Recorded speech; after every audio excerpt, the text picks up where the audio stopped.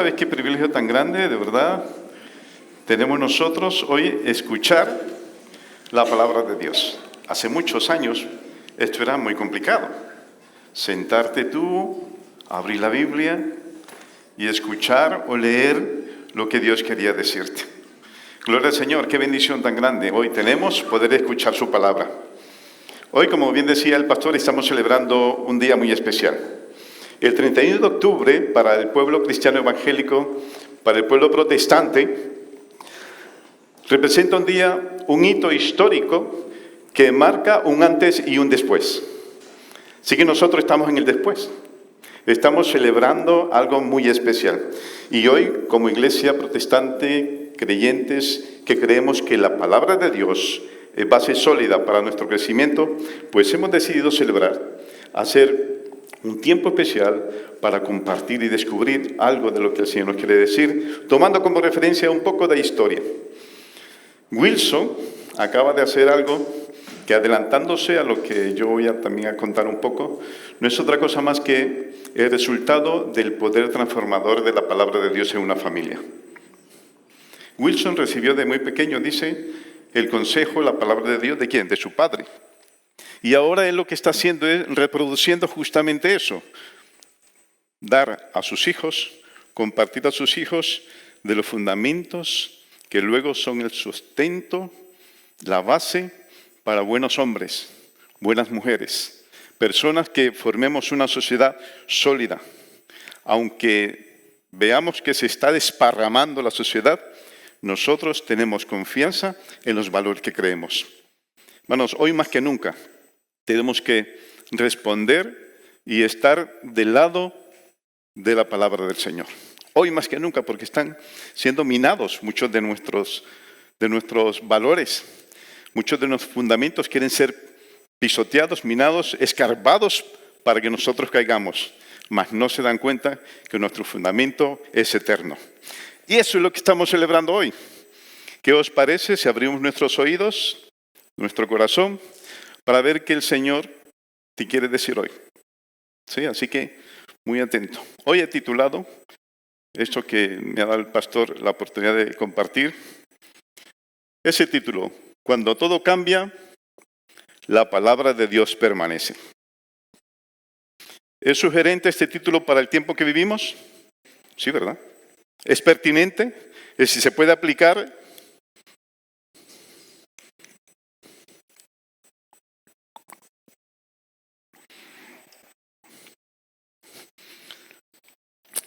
Vamos a basar lo que vamos a aprender hoy. Lo que dijo Isaías hace un tiempo, Isaías 48, que dice, yo me lo sé en la versión Reina Valera, pero he copiado esto porque estamos siguiendo un poco la Biblia de las Américas. La Reina Valera dice, sécase la hierba, marchítese la flor, mas la palabra del Dios nuestro permanece para siempre. La hierba se seca, la flor se marchita, pero la palabra de nuestro Dios permanece para siempre. ¿Alguien recuerda qué sucedió? A ver si tenéis memoria. El 28 de abril del 2025, ¿alguien lo recuerda? ¿Qué sucedió? El apagón. Algo sucedió. ¿Sabe lo que sucedió? Sucedió esto. Sucedió algo que nosotros no lo imaginábamos, que nadie lo vino a venir, excepto por algunas noticias que leí hace un tiempo, que personas que están en otro nivel sabían en diciembre, esto por si no lo sabía, mira, esto es secreto, te lo voy a revelar. En diciembre de 2004 ya había una comisión que sabía que esto iba a suceder. Y sucedió. Se le llamó el blackout, es decir, todo oscuro, todo perdido en cuanto se refiere a la energía eléctrica que nosotros disfrutamos todos los días al levantar el interruptor, al poner la cafetera, al sacar de la nevera. Imagínate cuántas cosas dependían de eso. Un apagón generalizado que afectó España, que afectó Portugal, Andorra y parte del sur de Francia. Y sabemos nosotros que eso fue noticia. Algunos todavía están ahí investigando qué es lo que pasó. todo se apagó de repente. Las casas quedaron a oscuras. Los móviles, esos móviles que confiamos se quedaron sin batería. Y esas pantallas que estaban ahí constantemente dejaron de servir y se convirtieron en aparatos inútiles. ¿Recuerdas ese día donde estabas? ¿Qué aparato buscaste? ¿A dónde recurriste? Algunos se están riendo porque yo sé que algunos, aquel radio analógico de transistores lo habían olvidado, recuerdo y herencia del abuelo. Pero que ese día corrieron urgentemente a desempolvar, a sacar de los gaveteros qué es lo que había para ver si podíamos tener alguna noticia porque estábamos incomunicados. Algo había pasado de tal manera que tuvimos que recurrir a esas cosas pasadas, antiguas, en desuso. Cosas que ya estaban olvidadas. Tuvimos que recurrir a las velas. ¿Cuántos utilizaban velas? Seguro que todos. Algunos salieron corriendo al vecino. Vecino, ¿tienes velas? Le dijo, no, tú eres de las diligentes. Ah, pues no. ¿Eres de las vírgenes? Ah, pues te ha pasado. Otros, incluso me consta, que buscaron mapas. No sé para qué. Pero buscaron un mapa. Como no tenían qué hacer, entonces buscaron un mapa de estos antiguos que uno utilizaba para hacer rutas. En definitiva, hermano, en unas pocas horas nos dimos cuenta que aquello en lo que nosotros confiábamos perdió su valor. Ya no servía para nada. ¿Te suena esto? Sí, ¿verdad? Lo has vivido. No servía ya para nada. Esas cosas curiosas de utilizar lo que ya no nos sirve. El ser humano, si queremos aplicar también esto, ¿sabes lo que está haciendo con la Biblia? Pues está haciendo algo así. Lo ha dejado en desuso, la ha apartado. Vivimos en una sociedad que si tú llevas el libro, bueno, ahora ya no llevamos libros, llevamos el móvil. Pero si a ti te ven leyendo, pues resulta un poco extraño. Yo estoy dando testimonio en mi trabajo. Yo llevo todos los días a las 7:30, aunque yo tengo que oficiar a las 8. ¿Sabes por qué llevo a las 7:30? Para que me vean. ¿Y sabes qué hago? Abro la puerta de mi despacho, porque sí o sí tienen que pasar por esa parte. Y abro mi Biblia, que es la que me regaló la escuela dominical. Abro mi Biblia y quiero que la gente cuando pase por ahí me vea inclinado leyendo la palabra de Dios.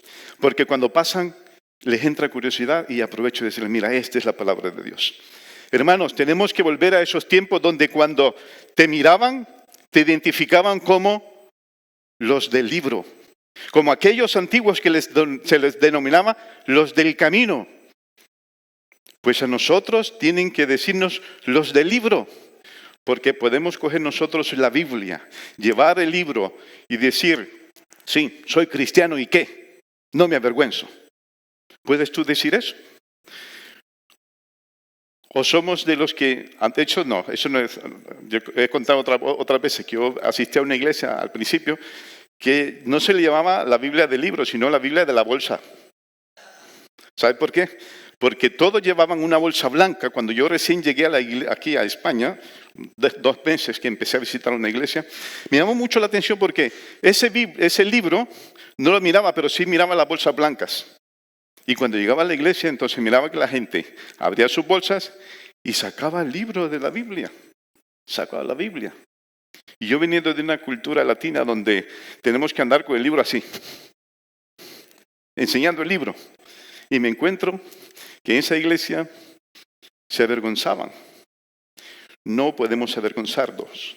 Hoy por hoy es urgente, es imperioso hoy. Ya, no podemos perder tiempo, dar testimonio de la verdad de la Biblia. Así que cuando la oscuridad venga, cuando venga el apagón, nosotros sí tenemos la luz del Evangelio. Esa luz también me hace recordar, o ese apagón mejor dicho, me hace recordar que hace unos cuantos años, si volvemos la vista a la historia, sucedió también algo parecido. No un apagón que duró 24 horas, no. Del apagón que te quiero decir, por lo menos hacer un guiño a esto, a la historia, te quiero hablar de un apagón que duró nada más y nada menos que 1200 años. ¿Te imaginas? un apagón de 1200 años. Si tú con 24 horas estabas tirándote de los pelos, imagínate un apagón de 1200 años. Sí, sucedió.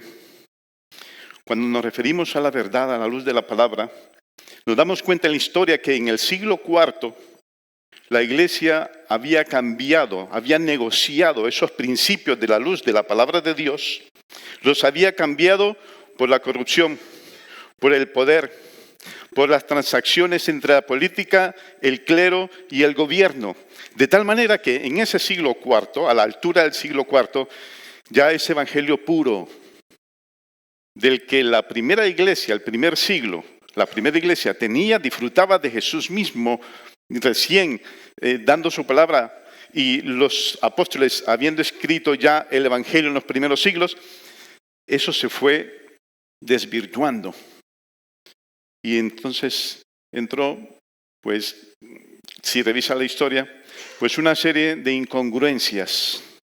De tal manera que la Iglesia Católica, esa Iglesia Católica que tomó el relevo, empezó a introducir algunos elementos que no tenían nada que ver con los principios originales del Evangelio. Eso duró 1200 años. Hasta que, en la misericordia de Dios, voy a ir corriendo un poco en esta parte de la historia porque lo que quiero es dar otro fundamento. A lo largo de esa historia, Dios, en su misericordia, ¿sabe lo que hizo? Se volvió a la historia de la humanidad y le dio a un interruptor y volvió la luz. ¿Cuándo volvió la luz? Cuando la palabra de Dios otra vez podía correr en el corazón de las familias, en el corazón de los hombres. Y fue como este hombre, a ver si por ahí aparece. Ya el apagón ya se ha ido, ya no puedo tener aquí apagón. Vamos a ver, aquí. Este hombre, Martín Lutero, un hombre alemán, nacido como bien dice ahí, en 1483 en Isleben, Alemania, era un teólogo, un filósofo, era un católico, un monje católico, que conociendo la palabra de Dios, la luz de la palabra de Dios, se dio cuenta que esas incongruencias pues no tenían sentido si nosotros nos dirigíamos, si nuestra vista la dirigíamos a la luz de la verdad, de la palabra de Dios, pues no tenía ningún sentido enseñar incongruencias. Se enseñaba sobre las indulgencias, no vamos a entrar en detalle, se enseñaba sobre los figuras que tenía que, en teoría tenía una especie de poder. Esas imágenes, esos artefactos tenían poder y podían recurrir a lo que se llamaban las reliquias. Y un sinfín de aberraciones que lo que procuraban era obtener dinero a cambio de una gran mentira. En resumen, esa gran mentira era: la Biblia no es lo último en cuestiones de fe. La palabra final la tiene solamente una persona. En aquel tiempo se enseñaba que la persona era el Papa. El clero, las autoridades religiosas tenían la última palabra y por supuesto el Papa era el que estaba por encima de la palabra de Dios. Y así toda una serie de incongruencias llevaron a este hombre, a Martín Lutero, en 1517, como ya todos sabemos, a clavar en la Universidad de Wittenberg lo que él propone para manifestar su desacuerdo en 95 ítems, 95 propuestas, 95 pensamientos que él dijo: no, la Iglesia Católica se ha desvirtuado, se ha desviado. Y yo creo que tenemos que volver a estos principios. Y esos principios se llaman las 95 tesis de Martín Lutero. Esas 95 tesis, si nosotros las quisiésemos resumir, porque ¿quién se va a aprender 95 tesis para poder vivir el Evangelio? Difícil, ¿vale? Los que estudian Derecho, que les gusta eso, los cerebritos sí, pero no todos. A los que nos cuesta memorizar, pues las han resumido en otras palabras. No vamos a entrar en mucho detalle, pero todas esas 95 tesis en la historia las conocen, o se les conoce como las 5 solas. ¿Y qué son las 5 solas? Son los fundamentos, por decirlo así, que identifican a todas las iglesias protestantes que salieron de ese movimiento que Martín Lutero, sin la intención de hacerlo, empezó a avanzar desde Alemania hasta todo el tiempo, el mundo conocido en ese momento en Europa. Esas 95 tesis son un resumen, esas 5 solas son un resumen de las 95 tesis. Y rápidamente, ¿cuáles son esas? La primera, solo escritura.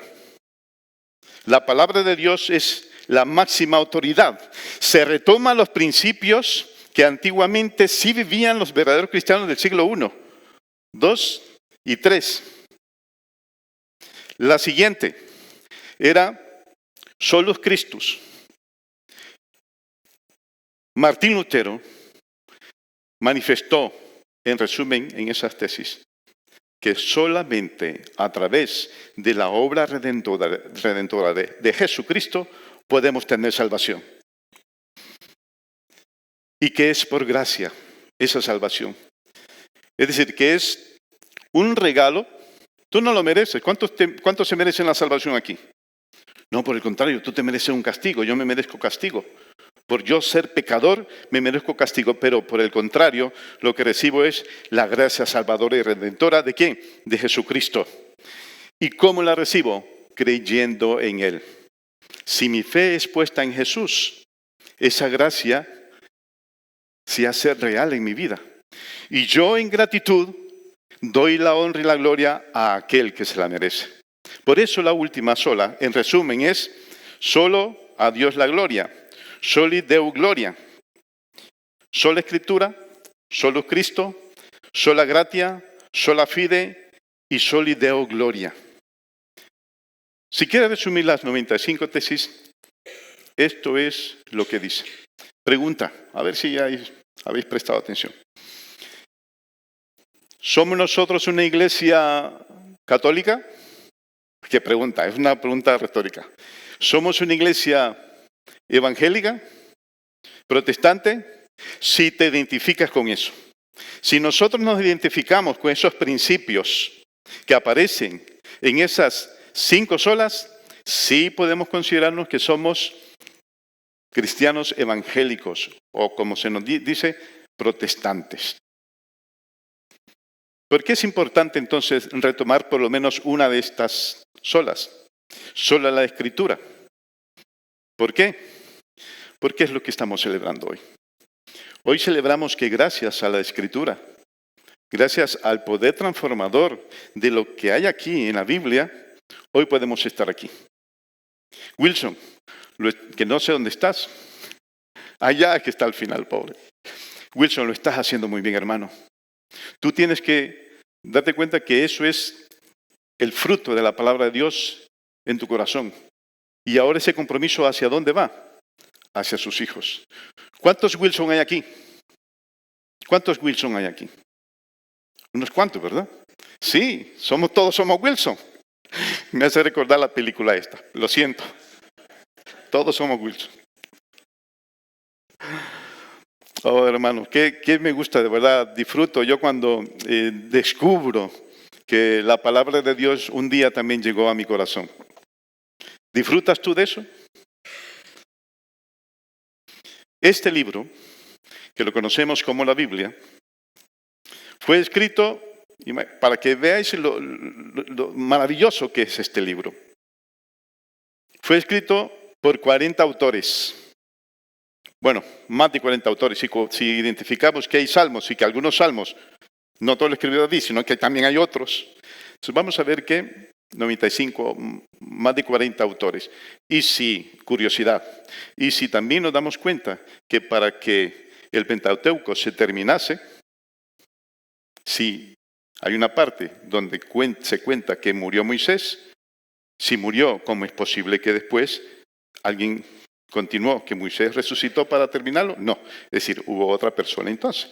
Es decir, si contamos una serie de personas, vamos a dar cuenta que más de 40 personas participaron en la escritura de la Biblia, en diferentes culturas, en 3 diferentes continentes. Se escribió en 3 idiomas, en hebreo, en arameo y en griego. Para vuestro conocimiento, la gran mayoría de la Biblia, mejor dicho, el Antiguo Testamento, está escrito en, ¿alguien lo sabe? En hebreo. El Antiguo Testamento en su gran mayoría fue escrito en hebreo. Y hay una parte muy pequeña, que fue escrita en arameo. Por eso decimos que se escribió en hebreo y arameo. Pero el total del Evangelio, del Nuevo Testamento, ese sí se escribió, ¿en qué? En griego. De ahí entonces que sabemos que los originales se escribieron en esos idiomas. Los autores de diferentes clases sociales, reyes, pescadores, profetas, comerciantes, fabricantes de tiendas de campaña como Pablo, pastores de ovejas como David, médicos como Lucas, eruditos, altos funcionarios que estaban en las cortes, etc. Diferentes personas escribieron la Biblia, escrita durante algunas 35 generaciones, a lo largo de 1500 años. Escrita en diversas situaciones. Se escribió en paz, en tiempos de guerra. Se escribió en el desierto. Se escribió en la cárcel. Se escribió en diferentes situaciones, en lugares paradisíacos, en lugares llenos de tortura. Se escribió en diferentes situaciones. ¿Por qué te cuento esto?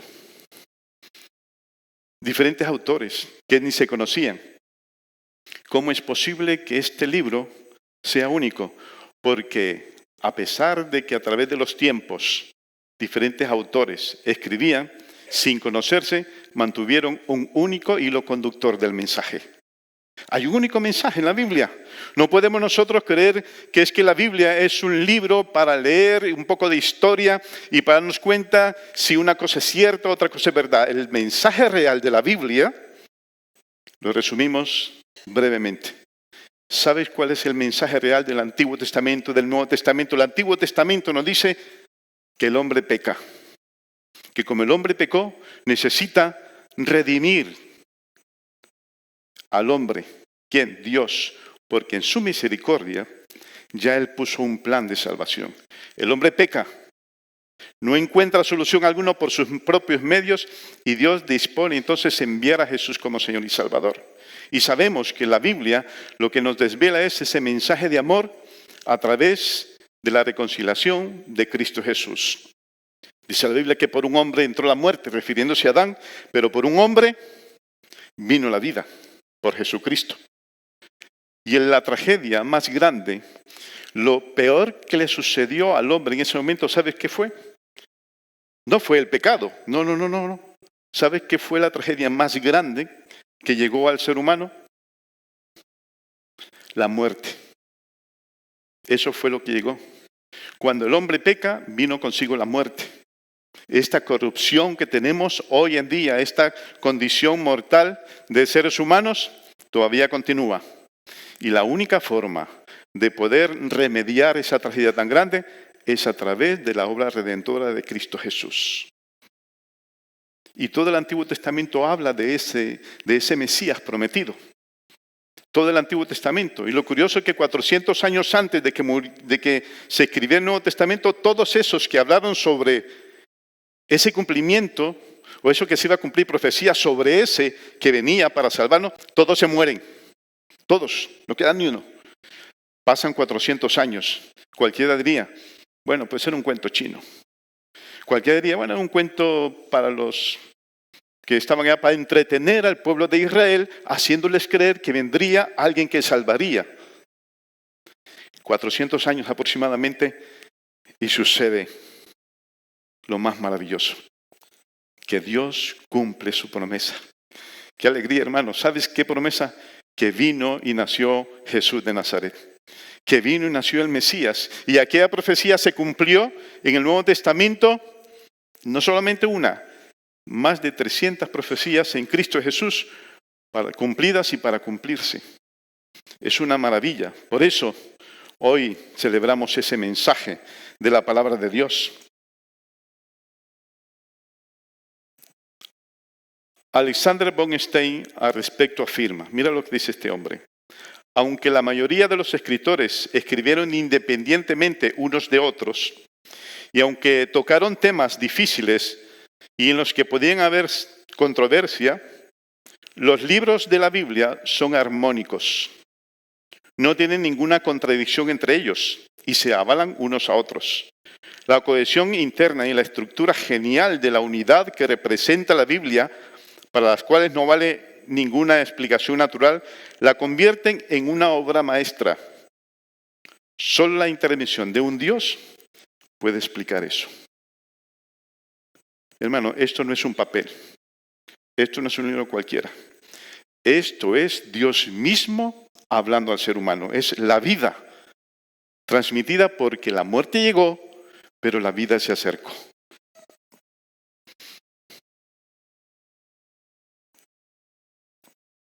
Leemos por eso, y volviendo a lo que decíamos antes, puede que lo antiguo pase, puede que las cosas vayan con el tiempo, pero algo que no pasa es la palabra de Dios. Aunque se seca la hierba, la flor, la palabra de Dios permanece.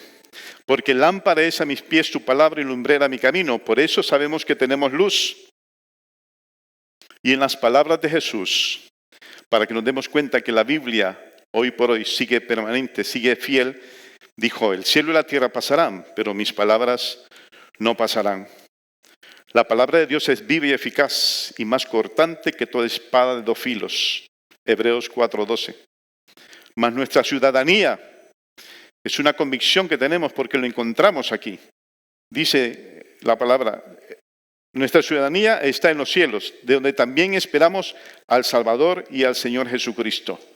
Después de descubrir el mensaje ya estamos convencidos de quiénes somos.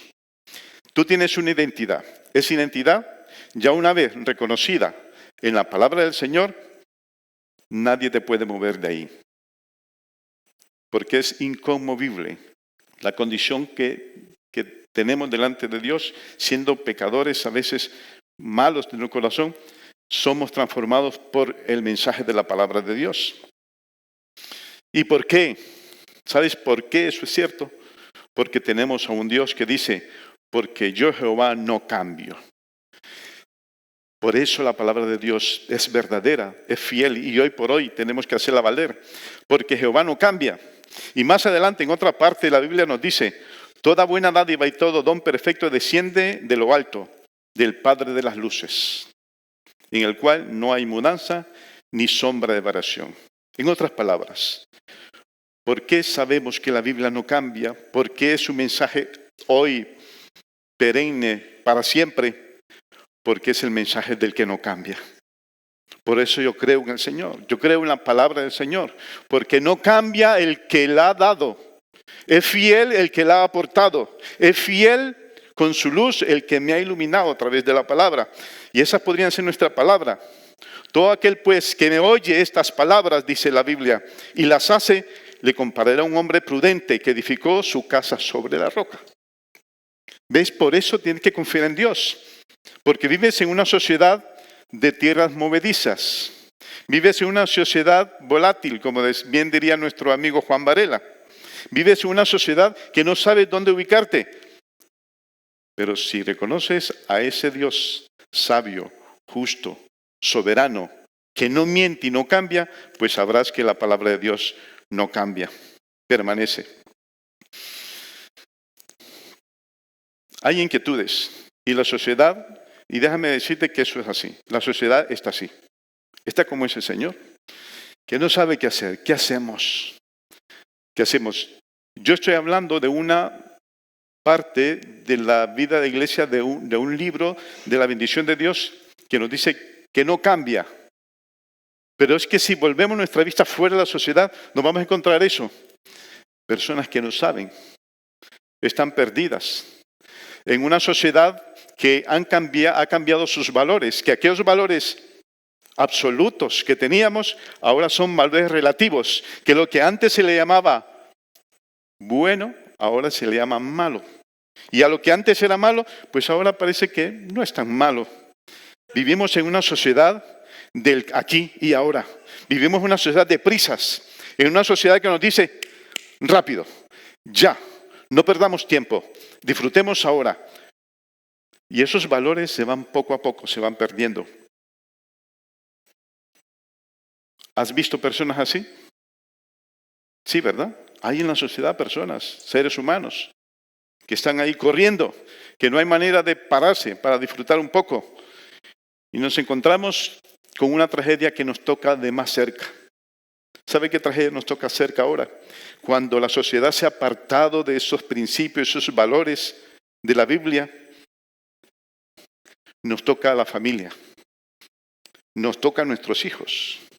Cuando esa pudredumbre, ese fétido olor de una sociedad que se está desparramando en sus antivalores cristianos que no quieren saber de esos valores del reino, huele a podrido, huele a mal. Y lo más terrible es que esos olores quieren llegar a nuestros hijos. Eso es lo más terrible, lo más crítico, lo más triste. Es que esta sociedad quiere influir en nuestros hijos. Tú mandas a tu hijo al instituto, yo lo mando, y déjame decirte que ha cambiado mucho. Lo que un padre hacía hace mucho tiempo cuando mandaba a sus hijos. Mi madre me mandaba al instituto, al cole, y ella se desentendía. Tranquila que yo iba a aprender lo que iba a aprender. Pero ¿cuántos de vosotros ahora estáis asustados cuando mandáis a vuestros hijos? Sí, estamos asustados, no sabemos qué les van a enseñar. Si nosotros somos un poquito espabilados, si nos damos cuenta y hablamos con el centro educativo. Pero tenemos una sociedad que nos no da tregua, no nos da lugar. Va con sus principios de antivalores cristianos y arremete contra ellos. Y nuestros hijos muchas veces se sienten así. Por eso es importante que hijos, atentos los que están aquí, hijos, todos somos hijos. En alguna medida, ante una sociedad y nosotros aquí, esto de ser hijos no va por edades. Hijos no solamente porque tiene un año, no. Hijos somos todos. Todos hemos pasado por esta condición. Así que también este mensaje también es para ti. Tú eres un hijo. Tienes tu padre. Le preguntaron, un psicólogo le preguntó a un niño, siéntate ahí, ven, te voy a hacer una entrevista. Y le preguntó, ¿qué es ser hijo? Y el niño un poco sorprendido, asustado, ¿qué es ser hijo? Y entonces el niño respondió, no sé, nunca he sido padre. ¿Y cuánta razón tenía? Me explico. Para que tú entiendas qué es ser hijo, qué hay detrás de esa condición de hijo, tienes que ser padre. Hasta que no eres padre, no sabes, por ejemplo, cuánto te ama tu madre, cuánto te ama tu padre. ¿Te has dado cuenta cuándo? Cuando de tus entrañas, madre, ha salido un bebé y ese bebé, yo te aseguro, que tú estarías dispuesta para dar la vida por tu bebé. ¿Qué amor es ese? Que da su vida por un bebé, por su hijo. Hijo, ¿te das cuenta cuánto te ama tu madre? ¿A que no te había dado cuenta tú así, de esta manera? Pues mi mensaje hoy es este. Párate. Este hombre estaba un poco afligido. Yo le diría, hombre, el que estaba antes ahí, hombre, párate. Le diría, ve donde tu padre, ve donde tu madre. Seguro, seguro que te dará un consejo. Hijos, ya seas grande o pequeño, ¿cuánto tiempo hace que no vas donde tu padre, tu madre, y dejas el orgullo aparte y te vuelves y reconoces honrándole, pidiéndole consejo? ¿Hace poco? ¿Hace una semana? ¿Cuántas veces cuando siente tu corazón que tu padre te quiere escuchar, has cogido el teléfono y le has dicho, nada, papi, mami, es para escuchar tu voz? Hijos, si todavía tienes a tu padre o tu madre, hazlo. Hónralos. La palabra de Dios nos dice eso, que debemos de honrar al padre, honrar a la madre. Y parte de eso es obedecerles, cuidarles, estar atento de ellos, reconocer y reverenciar esa posición que Dios le ha dado a ellos. La sociedad tiene que saber que nosotros creemos todavía en ese principio de honrar a los padres. No podemos faltar respeto a los padres. No podemos alzar la voz y dar una palabra de insulto, de ofensa a un padre, porque en el momento que lo estamos haciendo, así lo veo yo. Mira, esto es espiritual. Porque cuando Dios decide establecer la familia pone un padre y una madre. Y cuando Dios da este consejo al padre que dice, honra a tu padre, en alguna medida es como que honremos también a Dios, porque hay una conexión espiritual en esa figura del padre. Cuando tú honras a tu padre, ¿sabes a quién honras también? Honras a Dios. Cuando no honras a tu padre, estás deshonrando a Dios. Si no obedeces a tus padres, no obedeces a Dios. De palabra, pero tus hechos van contrarios a un principio que Dios dice que debemos de honrar. Honra a tu padre y a tu madre para que tus días se alarguen en la tierra que Jehová tu Dios te dio. Aquello que Dios te dio, pues disfrútalo, pero hónralo. ¿Quieres vivir en paz y tranquilidad? Pues honra a tus padres. ¿Quieres que tus días sean cortitos y afligidos? Pues maltrata a tus padres. No les honres, no los cuides, no estés pendiente de ellos, olvídate de ellos, deshónrales. Porque al final puede que se cumpla. Vamos a ir un poquito más rápido. Puede que se cumpla esto. El ojo que escarnece a su padre y menosprecia la enseñanza de la madre, los cuervos de la cañada lo saquen y lo devoren los hijos del águila. ¿Ves? Es proporcional, es decir, el deseo de que Dios tiene para que los hijos honren a sus padres es tan importante como la proporción de desear también que esa persona, si no los honra, que se muera. Eso está diciendo. Si ves la proporción, es decir, tan importante es eso, que Dios le da la importancia que tú honres a tus padres, que casi lo compara, que es mejor que te mueras si no lo haces. Que es mejor que vengan las rapiñas, ¿sabes? Y que te coman. Eso es lo que está diciendo. Lo que está resaltando es la importancia de honrar a nuestros padres.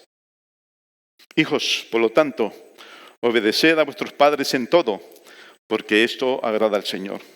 Y por último, los padres, ¿cuántos padres sabemos aquí? Hay unos cuantos. ¿Sí? Somos unos cuantos.